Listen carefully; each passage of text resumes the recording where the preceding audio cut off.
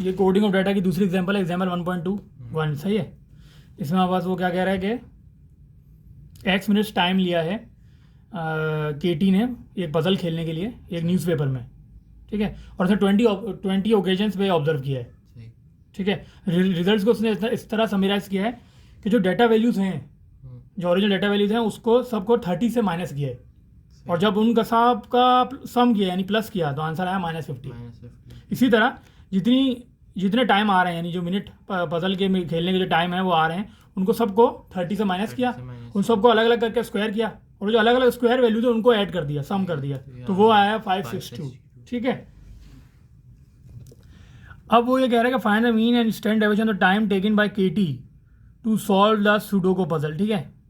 अब देखो ये तो वो एक्चुअल टाइम है जो वो मांग रहा है, ठीक है। 30 माइनस करने के बाद वाला टाइम नहीं चाहिए, और यहाँ पे भी क्या है कि जो मतलब जो मीन होगा वो क्या होगा, वो वाली सारी ओरिजिनल वैल्यूज होंगी जो टाइम एक्स की हैं, लेकिन ये कोडेड की वजह से हमने 30 माइनस कर दिया ताकि हमारी जो है वो मतलब कैलकुलेशन आसान हो जाए, सिंपल हो जाए। कोडिंग में हमारा we deal with the small numbers, play with small numbers, ठीक है।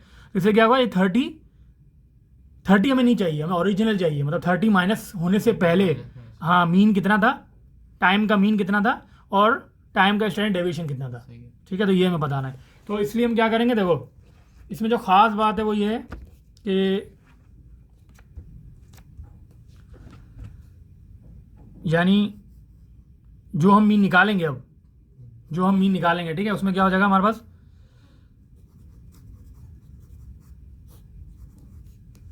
समेशन एक्स माइनस ए अपॉन एन तो होगा, ठीक है। समेशन एक्स अपॉन एन होता है ना, normal formula summation x upon n होता है, लेकिन यहाँ पे कोडिड है तो इसलिए अब वो चेंज हो जाएगा, यानी ये समेशन एक्स से अब कोडिड की वजह से बन जाएगा समेशन एक्स माइनस ए, ठीक है। तो ये एक्स माइनस ए यहाँ प्लेस हो गया, ठीक है। लेकिन ये मीन नहीं होगा, इसकी वजह क्या है कि ये तो वो मीन है जो 30 के बाद का है। मुझे क्या चाहिए, मुझे ओरिजिनल टाइम चाहिए, जो ओरिजिनल टाइम केटी का है, सॉरी मुझे ओरिजिनल मीन चाहिए, टाइम का ओरिजिनल मीन चाहिए जो 30 माइनस करने से पहले था। तो जब मैंने स्टार्ट में 30 माइनस किया था तो मैं यहाँ क्या करूँगा, 30 ऐड भी करूँगा, ये याद रखना है, ये बहुत ख़ास बात है, याद रखना है। इस तरह अगर मैं एग्जांपल दूं कि अगर मेरे पास एक डाटा होता, मैं just for the sake of example कह रहा हूँ, ठीक है, यानी समेशन एक्स, अब कोई एक डाटा होता जिसमें वो सारे टाइम को ले लेके पहले 30 से प्लस कर देते, 30 से प्लस कर देते, वॉट एवर यहाँ पे कोई भी डाटा आ रहा है, ठीक है, 30 से प्लस कर देते, और उन सब टाइम का 30 से प्लस करने के बाद सम लेते, ठीक है। तो अब क्या होगा, अगर मैं इसके हिसाब से मीन निकालूंगा, तो ऑफकोर्स इसका जो कोडिड सम होगा वो तो यही आएगा, समेशन एक्स अपॉन एन ही होता है, तो वो तो यही आएगा। लेकिन अब क्या होगा, मुझे क्या चाहिए, मुझे 30 से प्लस वाला टाइम का मीन नहीं चाहिए, मुझे क्या चाहिए, पुराना वाला मीन चाहिए जब एक्स टाइम के अंदर 30 ऐड नहीं हुआ था। तो जाहिर बात है जब 30 ऐड हुआ है तो मैं ओरिजिनल लाने के लिए क्या करूँगा, 30 माइनस भी कराऊंगा। ये बड़ा खास है, you need to look for this, ठीक है। ये हमें आपको पता हो तो फिर हमारा काम आसान हो जाएगा, ठीक है। अच्छा देखो इसी तरह अब ये यहाँ पे निकाल लो, तो ये क्या हो जाएगा, समेशन एक्स माइनस ए अपॉन एन प्लस 30, तो ये क्या हो जाएगा, समेशन एक्स माइनस ए की वैल्यू कितनी, -50, और ये एन कितने 20 और प्लस 30, ठीक है। तो हमारे पास मीन आ जाएगा 27.5, सही है। We are doing with examples, the values calculated already given, ठीक है। ये समझ आ रहा है जी। स्टैंडर्ड डेविएशन में क्या होगा, स्टैंडर्ड डेविएशन फैलाव जो है ना, मीन वैल्यू के राइट और लेफ्ट पे जो फैलाव है वो डेविएशन कहलाता है, ठीक है। तो मीन वैल्यू 30 से डेविएशन हम 30 से पहले निकालते हैं, 30 माइनस करने से पहले जो ओरिजिनल की निकालते हैं वो, और जो डेविएशन है वो 30 माइनस करने के बाद निकालेंगे, वो सेम रहेगी, ठीक है। तो डायरेक्ट जो यहाँ की डेविएशन होगी वही आंसर होगा, इसमें हमें डेविएशन में प्लस माइनस करने की जरूरत हाँ, क्योंकि हमने यहाँ पीछे देखा था अभी, जितनी 5 है यहाँ पर 5 है, यहाँ पे 5, ठीक है।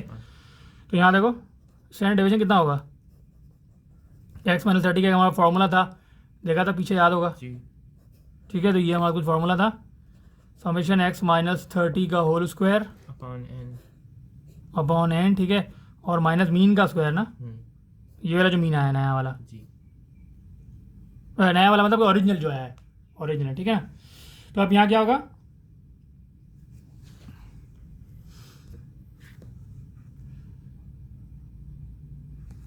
तो मीन बल्कि यहाँ पे अलग से निकाल लेते हैं हम, ठीक है। मीन की वैल्यू क्या थी, यहाँ पे ज़रूरत पड़ेगी ना, मैं ये मीन था ना ओरिजिनल, तो और ये फिर पुराना सॉरी डेटा का मीन तो ये था 30 माइनस करने के बाद तो ये वाला मीन है, ठीक है, ओरिजिनल मीन ये वाला है। सही है।